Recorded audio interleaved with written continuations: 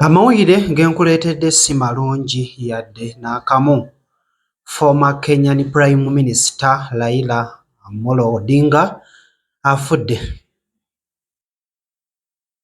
Katusabe omwoyo gw'omugenzi omukama ate abeere nga agulamuza kisa. Nga tufuddeko kaawo katono ate ye Minisita Jesse Muyingo awadde abasomesa amagezi awulira nga bakooye okubeera nga basomesa nti obusomesa wabuyingiramu nga tebakukase.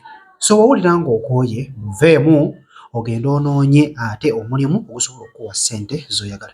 Abasomesa okugenda mu ssomero okusomesa njagala kubategeeza abasomesa twagenda mu busomesa nga tubwagala bwe tuba ku stage ey'okubakaka nze nandibawadde amagezi abasomesa nga tubadde bakukaka obusomesa buveemu genda okola omulimu omulala gamba ni profession egamba ki nti buli kyogenda okukola omwana ono yandibadde ensonga enkulu buli kyogenda okukola omwana ono yandibadde at the center of everything.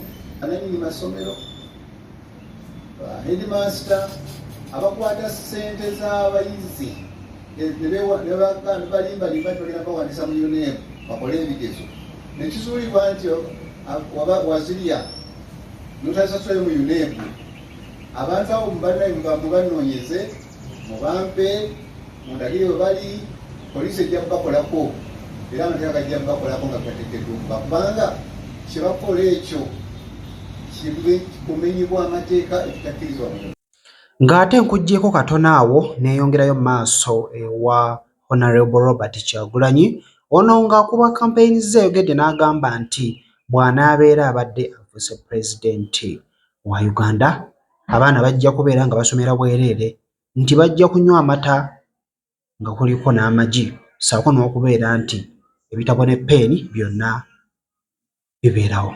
Bwereere agenda ku ssomero kuzannya buzanyi no mu gavumenti ya Kyagulanyi omwana ajja kugenda ku ssomero nga somera bwereere nga gavumenti making sure buli lunaku omwana kuva ku nasale paka ku P7 anywa ekikopo ky'obugi kirungi kirimu sukali kirimu n'amata anywa n'ejirimu ebyo bigenda kusasulwa gavumenti. Abaana bagenda kubeera n'ebitabo ne peeni.